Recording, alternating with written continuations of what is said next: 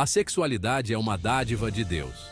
Ele a criou para o prazer e para a procriação dentro do contexto sagrado do matrimônio. No entanto, o pecado manchou este presente. A imoralidade sexual é uma afronta a Deus, uma rejeição de seu plano divino. Este ensaio explorará a gravidade da imoralidade sexual sob a perspectiva cristã. Abordaremos os tipos de pecados sexuais, suas raízes históricas e as consequências espirituais de tais atos. A imoralidade sexual abrange uma gama de ações que violam o plano de Deus para a sexualidade humana. Inclui adultério, fornicação, prostituição, pornografia e atos homossexuais. Também engloba pensamentos e desejos impuros que contaminam o coração e a mente. Deus nos chama à pureza, tanto em ações quanto em pensamentos. Devemos resistir à tentação e buscar a santidade em nossa vida sexual.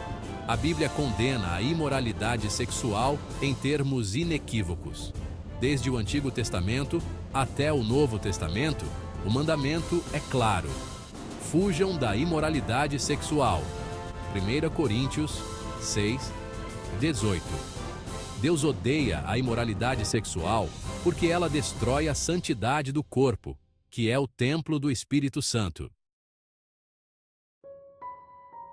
A Bíblia, desde o livro de Levítico, apresenta uma lista abrangente de atos sexuais que Deus condena. O adultério, por exemplo, é uma violação do pacto matrimonial e um ato de traição. A fornicação, que se refere a relações sexuais fora do casamento, também é proibida. A prostituição, frequentemente vista como um ato comercial, degrada o dom da sexualidade e é condenada por Deus. A pornografia, que objetifica o corpo humano e alimenta desejos impuros, também é uma forma de imoralidade sexual. Ela vicia e destrói a capacidade de ter um relacionamento saudável e amoroso. Os atos homossexuais são igualmente condenados pela Bíblia. Deus criou o homem e a mulher para se complementarem em um relacionamento heterossexual dentro do casamento. Qualquer outra forma de expressão sexual é considerada pecado. Em 1 Coríntios 6:18, o apóstolo Paulo nos lembra que nossos corpos são templos do Espírito Santo. Vocês não pertencem a si mesmos, pois foram comprados por alto preço. Portanto, glorifiquem a Deus com o seu corpo. A imoralidade sexual profana o corpo, que é a morada do Espírito Santo. Quando nos envolvemos em imoralidade sexual, estamos, em essência, desonrando o Espírito Santo que habita em nós. Isso nos afasta de Deus e impede o nosso crescimento espiritual. Devemos lembrar que nossos corpos são sagrados e devem ser usados para glorificar a Deus. A palavra grega porneia é frequentemente traduzida como imoralidade sexual nas Escrituras.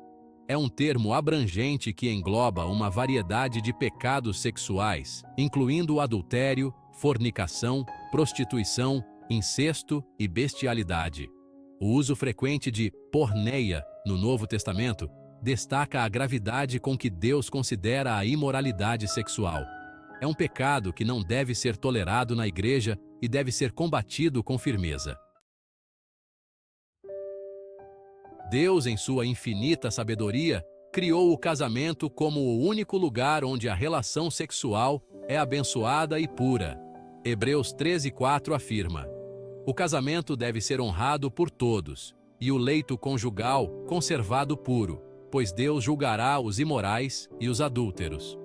Dentro do compromisso vitalício do casamento, o marido e a esposa podem desfrutar plenamente do dom da sexualidade.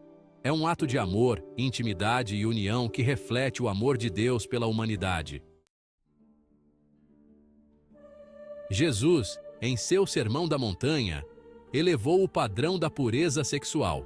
Ele afirmou que não é suficiente apenas evitar o ato físico do adultério, mas também devemos guardar nossos corações e mentes. Em Mateus 5:28, Jesus disse: eu, porém, lhes digo que todo aquele que olhar para uma mulher para desejá-la, já cometeu adultério com ela no seu coração. Este ensinamento revolucionário nos desafia a examinar nossos pensamentos e a combater a luxúria e os desejos impuros. A verdadeira pureza começa no coração e se manifesta em nossas ações. Devemos nos esforçar para ter uma mente pura, livre de pensamentos sexuais imorais. A história de Sodoma e Gomorra, registrada em Gênesis 19, serve como um lembrete estarrecedor das consequências da imoralidade sexual desenfreada. Essas cidades eram conhecidas por sua depravação sexual e imoralidade.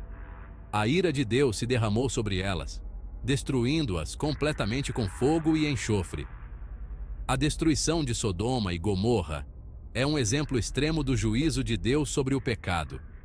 É um aviso para todas as gerações de que a imoralidade sexual tem consequências eternas.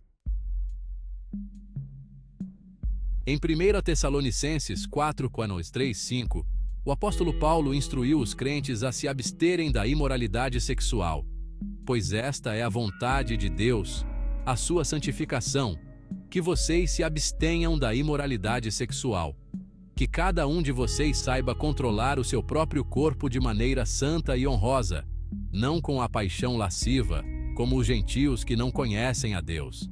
Paulo exortou os tessalonicenses a viverem vidas santas e honrosas, controlando seus desejos sexuais. Ele enfatizou que a imoralidade sexual não é apenas um pecado contra o próprio corpo, mas também um ato de desobediência a Deus. A imoralidade sexual tem consequências espirituais de longo alcance. Ela danifica nosso relacionamento com Deus, impede o nosso crescimento espiritual e pode levar à escravidão espiritual. Quando nos envolvemos em imoralidade sexual, estamos essencialmente rejeitando a Deus e abraçando o pecado. A Bíblia adverte que aqueles que persistem em pecado, incluindo a imoralidade sexual, não herdarão o reino de Deus. A imoralidade sexual nos afasta do amor de Deus e nos coloca em perigo espiritual. Em um mundo saturado de tentações sexuais, viver uma vida de pureza sexual pode parecer uma tarefa difícil. No entanto, com a ajuda de Deus, é possível. Aqui estão alguns conselhos práticos para buscar a pureza em um mundo obscuro. Primeiro, encha sua mente com a palavra de Deus. Medite nas Escrituras diariamente e memorize versículos que falem sobre pureza e fidelidade. Segundo, busque a comunidade com outros crentes. Esteja conectado com outros cristãos que podem apoiá-lo em sua jornada de fé e responsabilizá-lo. Terceiro, evite situações de risco. Afaste-se de lugares e situações que possam levar à tentação, como sites pornográficos, bares e casas noturnas. Quarto, busque ajuda profissional se necessário. Se você está lutando contra o vício sexual ou outros problemas relacionados à sexualidade, não hesite em procurar ajuda de um conselheiro cristão ou terapeuta. Lembre-se de que Deus é fiel e justo para perdoar os nossos pecados e nos purificar de toda a injustiça. Se você caiu em pecado sexual, arrependa-se e peça perdão a Deus. Ele está pronto para perdoá-lo e ajudá-lo a viver uma vida que o agrade.